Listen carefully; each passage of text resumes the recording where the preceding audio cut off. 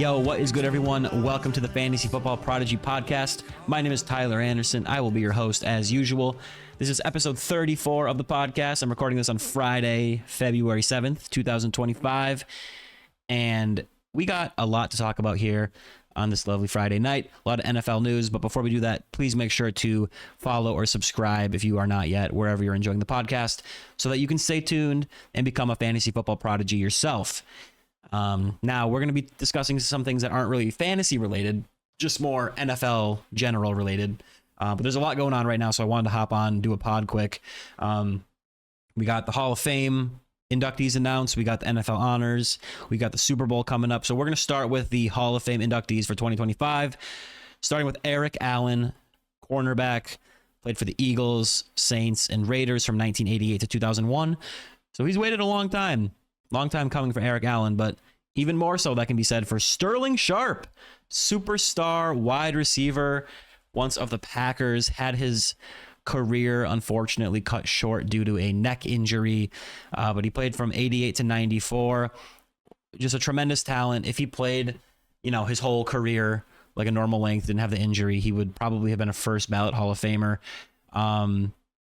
In his, 3, 4, 7 seasons, he had 2 seasons under 1,000 yards. One was his rookie season, and the other one was he had 961 and 4. It looks like. So every other year than that, looks like he was a Pro Bowler, All Pro in 3 of those.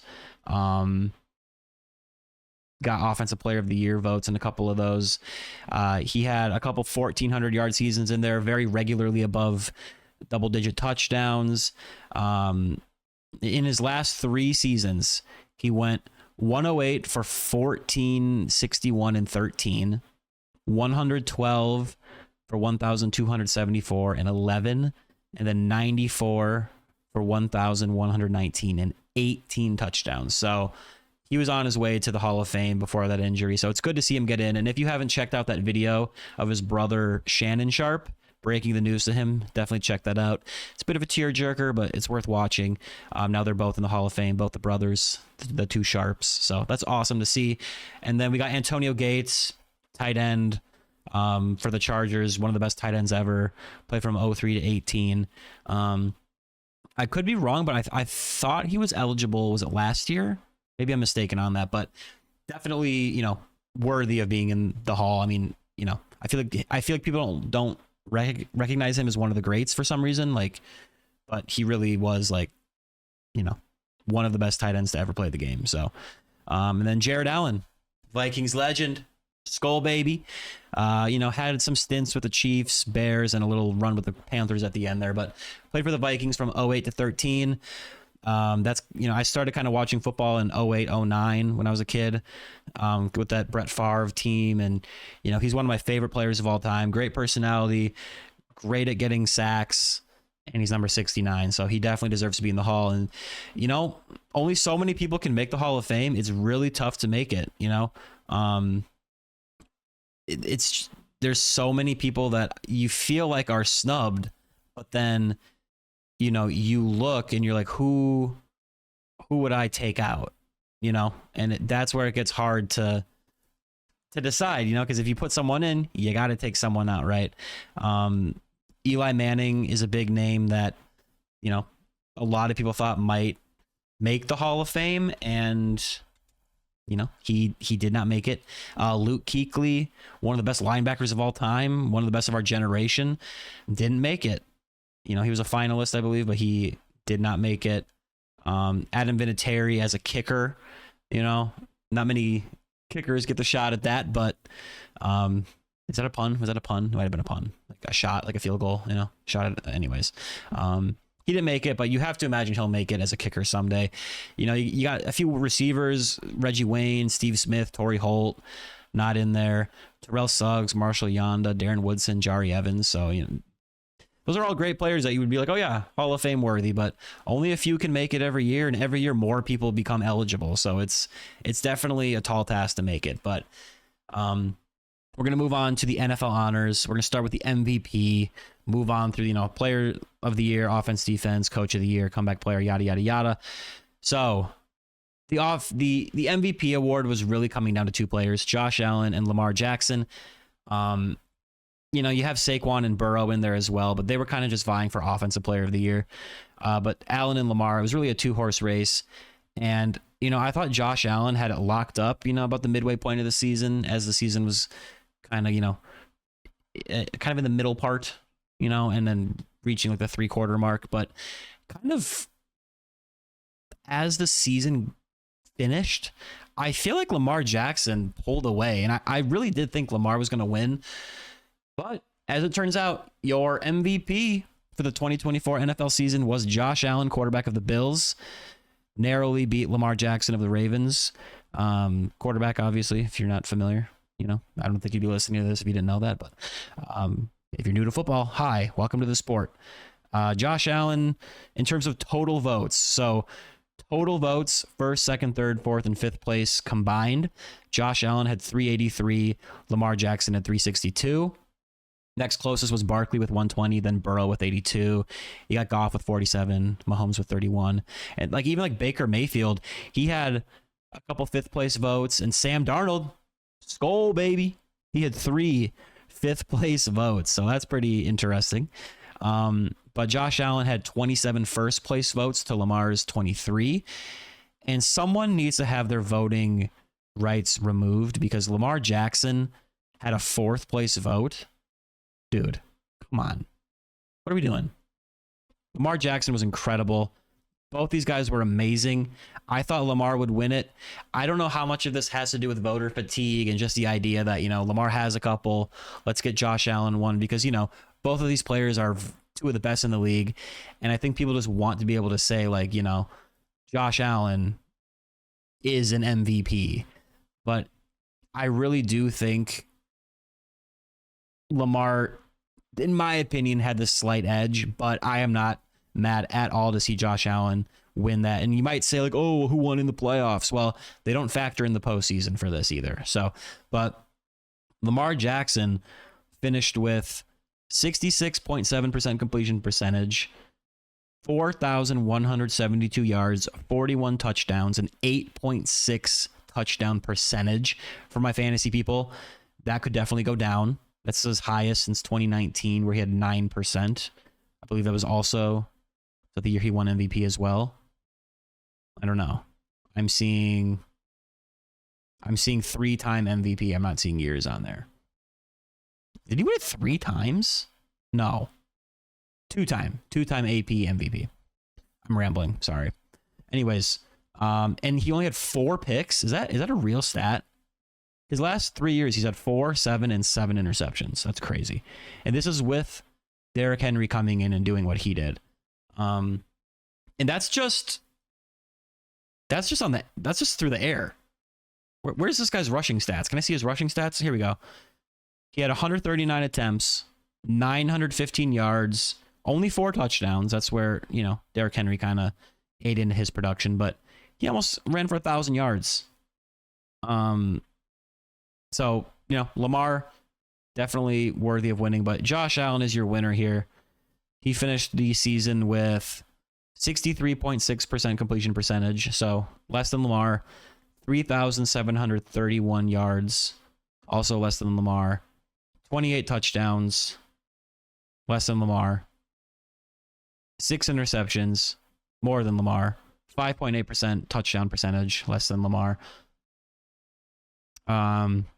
You also have to factor in, you know, I feel like Lamar has better weapons, so keep that in mind. You know, Josh Allen might have been more important to the success of his team. You know, you can make that argument. Josh Allen also had 531 rushing yards and 12 rushing touchdowns. So the only real like base stat metric that Josh Allen beat Lamar in was rushing touchdowns. Obviously there's more to the game than just stats, but yeah, Josh Allen is your MVP. Saquon and Burrow both got 1 second place vote and then a number of 3rd, 4th, and 5th place votes. But yeah, moving on to the Offensive Player of the Year. No surprise here. It's Saquon Barkley. Just had a phenomenal first season with the Philadelphia Eagles. They rode him to the Super Bowl. That game's coming up. We'll preview that in a little bit here.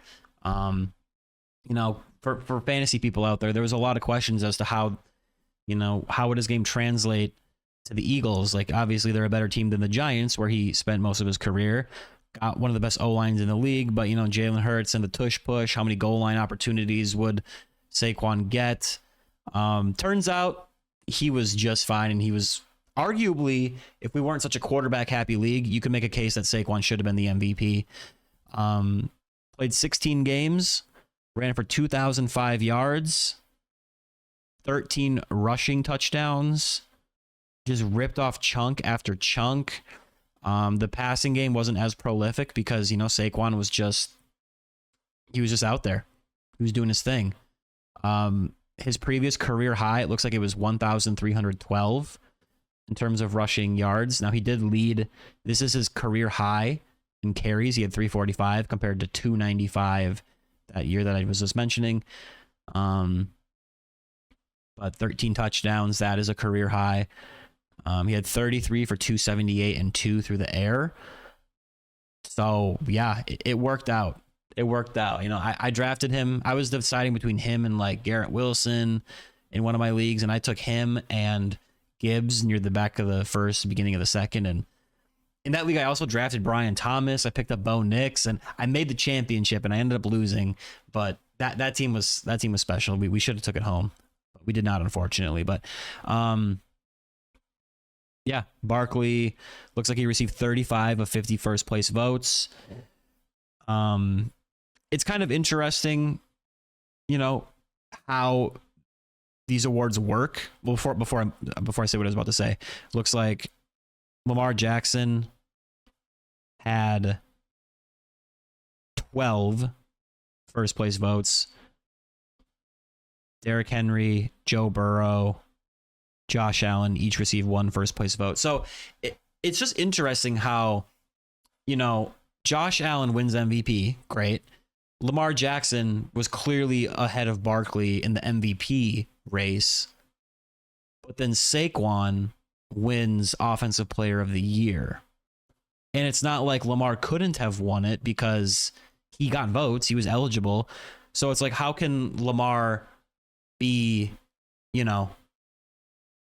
the clear MVP over Saquon, not over Josh Allen, but over Saquon, but then Saquon beats him in Offensive Player of the Year?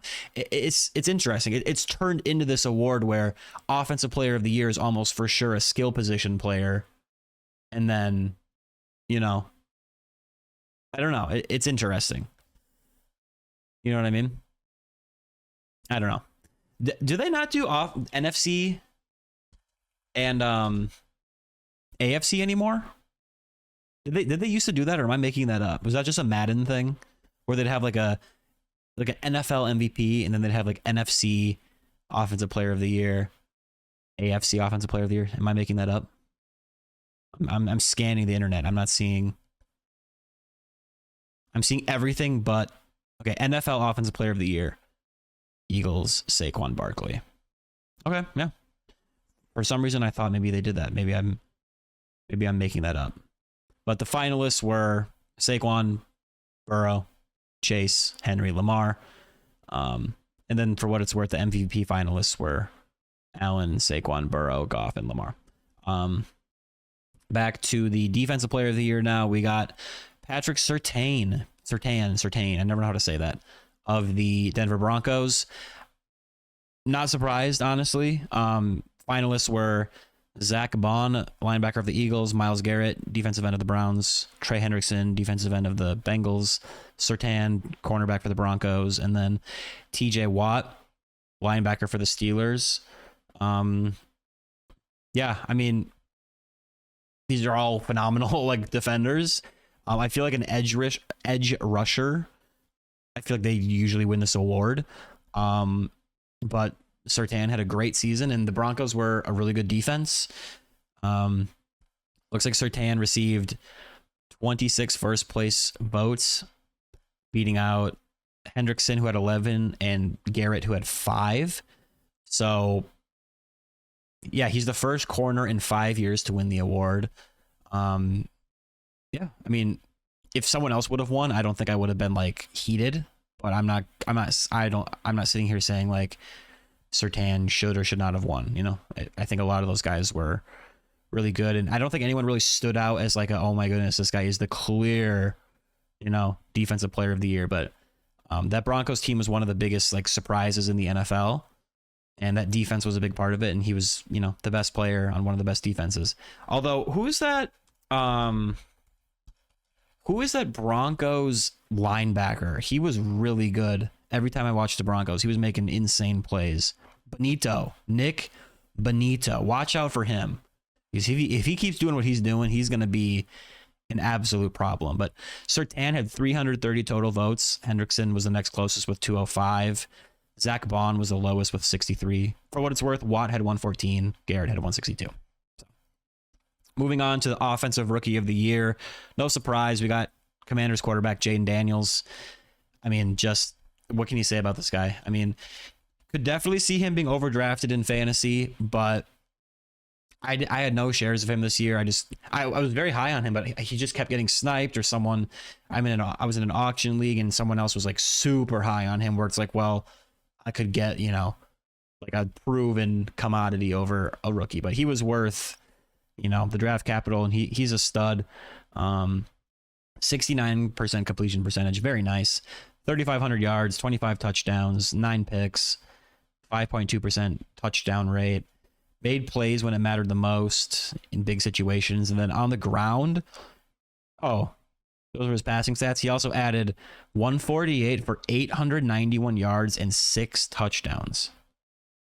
You know, as a rookie. Made Terry McLaurin the superstar that he was meant to be. Like, this guy, you know, I remember in the dynasty season, a lot of people were saying, like, you know, if in a rookie draft, I would take Daniels over Caleb Williams. And on the surface, it's like, ooh, Caleb Williams is this generational prospect, yada, yada, yada. But Daniels runs, and he runs well. This rookie class was absolutely loaded. So when I said no surprise there, maybe that was out of pocket. Brock Bowers of the Raiders had arguably the greatest like rookie tight end season of all time. Set rookie records. He had, let me pull up his stats. He had 153 targets, caught 112 of them for just under 1,200 yards, only 5 touchdowns, but he had 112 catches, bro. As a rookie. That is phenomenal. On the Raiders, of all things. Just seriously unbelievable. Unbelievable. It's a quarterback league, so, you know, I'm not surprised that you know, that Daniels won it. But Bowers, I mean, if you have him in a dynasty league, I don't know how. It's kind of like, you know, Luka got traded. Like, you know, maybe anyone can get traded, but but he had a historic year. Looks like he broke the rookie reception record. Wait a minute. 86 was the record? No way. Rookie tight end reception record. What? It was 86 by Sam Laporta? Are you kidding? I'm seeing this in 2 sources, so forgive me if this is wrong. Bowers broke the previous record of 86 receptions set by Sam Laporta of the Lions in 2023. He had 110 catches. Oh my goodness. I didn't realize how much, or 112, sorry. I didn't realize how much he smashed that record. Wow. That's insane. Sorry, I'm spending a lot of time on Bowers, but he looks like he was the 3rd rookie to record 1,000 receiving yards. And I'm looking at a lot of different sources here, so sorry if any of that was wrong, but you know, I'm kind of going off the cuff here, just going off on Brock Bowers. But Malik Neighbors was another contender for this award. He was a little bit hot and cold, so I get why he didn't win, but definitely deserves to be nominated, be a finalist. And like, I understand, you know, his situation wasn't the greatest. just with being on the Giants and not having a quarterback. Daniel Jones was your quarterback, and then you lose him. And for what it's worth, Daniels received 49 of the 50 first place votes, and Brock Bowers was the only one to get another one. Bo Nix finished third in the voting. We'll talk about that in a sec, but Neighbors finished with, where are his stats? Where are they? He finished with 170 targets in 15 games played, 13 started. 170 targets as a rookie. 109 catches, 1,200 yards, 7 touchdowns. So, listen, bro. He had his ups and downs. I'm gonna blame that on the Giants organization and their quarterback, and I'm gonna say this guy is gonna be just great for fantasy, and just NFL in general. Speaking of Bo Nix, again, like I get why you gave it to Jaden Daniels, but Bo Nix really did have a heck of a year with probably less around him. Offensively, their defense is pretty stacked, but Bo Nix, not a lot of people expected much out of him. He had a rough first few games, but he turned it on. Finished with 3,700 yards, 29 touchdowns, 12 picks, 66.3% completion percentage. And he runs the ball 430 yards and 4 touchdowns. That's not Lamar Jackson level, but it's for fantasy football, that definitely adds a ton. Adds a nice little baseline, we'll say. And then last rookie of the year on offense finalist was Brian Thomas Jr., wide receiver of the Jacksonville Jags. This guy, eye test, great player. He was putting up amazing numbers with Mac Jones. He might have been better with Mac Jones and Trevor Lawrence, honestly. So we'll see about that, but played 17 games, had 133 targets, caught 87 of them for 1,282, 10 touchdowns, big play threat. I drafted him super late in one of my leagues, and I wish I drafted him everywhere. He was a stud. Like I said, it was that league where I drafted, Gibbs and Saquon with my first 2 picks, and then I went 0 quarterback essentially, but I picked up Nix off the waiver and just couldn't quite get the victory. I had Jaime Fairbairn it's a kicker league, and I had the Broncos defense, and it was like the Broncos had this tough matchup in the championship, so I couldn't play them. And then Fairbairn, it was like the championship when all year he was like the best kicker, and then in the championship he has like, didn't he have 0? I'm pretty sure he had 0 points for all my kicker league people out there. Shout out y'all. I'm not in a ton, but that's the only one. But moving on to the defensive player of the year. We're a fantasy show, so we won't spend too much time on this, but not a big surprise here. Jared Verse of the Rams, edge rusher. A lot of people were saying that, he was going to win. First winner of this award since Aaron Donald in 2014. He was a 19th overall pick. He had 18 quarterback hits, 50 pressures. Looks like it's 12 more than any other rookie on the season. He had 4.5 sacks, not a ton, but still made plays and generated pressure. He received 37 first place votes. Next was Quinyon Mitchell with 9. Quinyon Mitchell of the Philadelphia Eagles, defensive back. And then after that was Brandon Fisk. I'm saying that right, of the Rams. So 2 of the top 3 vote getters were on the Rams. Fisk also a defensive end. And then Chop Robinson, linebacker of the Dolphins, and Cooper DeJean of the Eagles also nominated. NFL Comeback Player of the Year. Nominees were Joe Burrow, quarterback of the Bengals, Sam Darnold, quarterback of my Vikings, Skull, J.K. Dobbins, running back of the Chargers, Christian Gonzalez, cornerback of the Patriots, and then Damar Hamlin, safety of the Bills. So I don't know how you vote on this award, so I don't really have much to say about it. I mean, clearly of those players, like Joe Burrow was the best player on that list, and he did win this award. He was an MVP candidate. I guess he had a season-ending wrist injury last year, which, okay, like that is something to come back from. And statistically, he was one of the best quarterbacks in the league. So are we grading this on how good the season was, or how good the comeback was, how much you had to come back from? Because Dobbins, J.K. Dobbins, I mean, his career was over. He suffered multiple career-ending injuries, and he came back and was a huge contributor to a playoff team. His comeback to relevance is far more far-fetched than Joe Burrow, not taking away from what he did. But, you know, Joe Burrow obviously was the best player of this group. So I don't really know what this award is, you know, based on. And then you have a guy like Sam Darnold who, he came back from being bad. Like, I don't know what this award is for. That's why it's really hard to comment on it. But Burrow, he threw the ball 652 times. Okay. And he completed 70% of his passes on 650 passes. That's insane on that big of a sample size. So he had 460 completions, went for 4,900 yards, 43 touchdowns, 9 interceptions, a 6.6% completion or touchdown rate.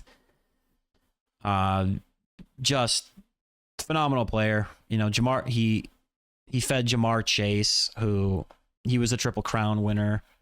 T. Higgins also had a phenomenal year at receiver for the Bengals, but you know, Chase finished with 127, 1,700 yards, 17 touchdowns, Triple Crown winner, which is very, very hard to do. But it looks like after Burrow, has he won this award twice? He's been nominated twice. I don't know if he won it twice, but he won it this year. Looks like Dobbins was second. Darnold was third. Yeah. Cool. And who else was nominated? Gonzalez and Hamlin. I mean, Hamlin, I don't know, like, he's a contributor now, and he obviously had if this award is based on like the comeback itself, I mean, he, you know, but did he not win like before? He won last year, right? Am I making that up? Did he not? Maybe he didn't. I'm sorry, guys. My memory gets so bad when I'm like, okay, so he never got it. Because there's a headline here that says he misses out on the comeback player of the year again. Maybe I should just look up 2023 comeback player of the year. It was Joe Flacco. Okay, that's what I thought. Interesting. Okay. And then coach of the year. This was a no-brainer, but you got Dan Campbell of the Lions, Kevin O'Connell of the Vikings, Sean Payton of the Broncos, Dan Quinn of the Commanders, Andy Reid of the Chiefs. Honestly, that's a great list. Dan Campbell and Andy Reid, the 2-1 seeds. Kevin O'Connell, the 2 seed in the NFC, definitely surpassed all expectations. And then you got Sean Payton and the Commanders, or Sean Payton and the Broncos, Dan Quinn and the Commanders. Both teams kind of, you know, left for dead, and they far exceeded expectations. So Vikings, Broncos, and Commanders were very similar in that way. But coach of the year, Kevin O'Connell, baby. Yeah. Let's go, baby. 14 wins. Expected to win like 2, probably. Here it is. Total win prediction was 6.5. We lost JJ McCarthy before the season, relied on Darnold, and he put Darnold in a place to make plays. I know it fell apart at the end of the year, but he had it was a great year. Defense looked good for a lot of the year. Did I say we were the 2 seed? I meant we had did we not have the second best record? No, I'm sorry, guys. NFC standings. So we were tied for the second best record with the Eagles, but the Lions had 15 wins to our 14, so they got home field advantage, so we were a wild card. Yes, okay. Second Vikings coach to win the award. The other would be Bud Grant. We made the playoffs after only having a 24% chance of making the postseason. So, yeah, I think that's very deserved. I'm not gonna complain about that. Can I just pull up Sam Darnold's stats here before we talk about the Super Bowl? I mean, seriously, Sam Darnold, okay, had 66% completion rate, 4,300 yards, 35 touchdowns, 12 picks. Sam Darnold also added 200 and a touchdown on the ground. Hey, if you can do that with Sam Darnold, you deserve Coach of the Year praise. All right. That's kind of all I had to say about the NFL honors. Those are the big ones. Ben Johnson won Assistant of the Year. Not surprised. Left to be the coach of the Bears, head coach. So great that he's still in our division. Love that. It's the Bears though, so we'll see. Maybe it'll implode. But moving on to the Super Bowl preview. Before we do that, make sure you comment below what your thoughts are on the awards. Who should have won, Allen or Lamar? Okay. It's hard to know, but I think I would have gone Lamar. I thought Josh Allen, he had that like 5, 6, 7 touchdown game, whatever it was. And I was like, okay, he's an MVP. And then after that, Lamar just was like, I'm him, game after game, so that's just me. Anyways, moving on to the Super Bowl. Look, guys, I don't know what to make of this. I'm looking at the DraftKings Sportsbook. The Chiefs are minus 120 favorites. Eagles are plus 100. They're 1.5 point underdogs. The Eagles are. So it's a tight one. I do think the Eagles are the better team, but I think the Chiefs they just find a way to win. All their games are close, whether the team is good or bad, they're close. But Patrick Mahomes and Andy Reid, they find a way to get it done. The Eagles are going to have to run the ball with Saquon. That's been their identity all year. Okay. They're capable of passing it, but their identity all season has been running with Saquon, getting in the goal line, tush push, yada, yada. And the Chiefs are excellent at stopping the run. So it's not the best matchup. But on the other end, the Eagles defense is also phenomenal. And the Chiefs aren't necessarily humming on offense. So, with Kelsey losing a step, you got Hopkins, you got Hollywood, you got Worthy. So some of these other receivers are going to have to step up and make big plays. And I think that's what it's going to come down to. If Worthy can rip off a big catch and run or, stuff like that. It's going to come down to the little things like capitalizing on your possessions, not turning the ball over, getting those, little points here and there. Like, oh, you kicked a field goal before halftime. You stopped them from scoring before the half. Like, those are going to be big moments. Yeah, it's going to be tough. I think the Eagles are the better team, but the Chiefs, I don't know, man. I don't know. That's tough. I'm not really a Chiefs hater. I do get the criticism and they are a bit annoying, but I do think it would be cool to see a three-peat. I do think that would be sick. I don't know if that's controversial to say, but I like history being made. I think it's cool. I was a fan of watching Tom Brady do what he did. I thought that was like enjoyable. Obviously if he lost, I was happy for I'm happy for anyone who wins the Super Bowl pretty much. Like, I kind of like the narrative of like, okay, they can get their three-peat. But on the other side, the Eagles are looking for revenge. They lost the Super Bowl to the Chiefs a couple years ago. I really think it would be cool if Saquon got a ring. Like, he's one of the coolest players in the league, arguably an NFL MVP candidate. It's kind of like when Adrian Peterson for my Vikings, he was the MVP. I think we got bounced in the first round, but how cool would it be to be like, oh my goodness, a running back carried his team to a championship, AD had way less around him than Saquon does, but that would be very cool. And Jalen Hurts, AJ Brown, Devontae Smith, all those guys, like, I would feel bad for Jason Kelsey retiring and then missing out on a ring the next year, but yeah, I made a few Super Bowl brackets. I think I made 4 of them. 3 of them were, for a little cha-ching, and I made another one just for fun. The ones I did for cha-ching, completely just wrong. Like I did like a Vikings one, winning the Super Bowl. I did like a Ravens one, and then I did like a Lions and Chiefs, and the Lions got bounced instantly.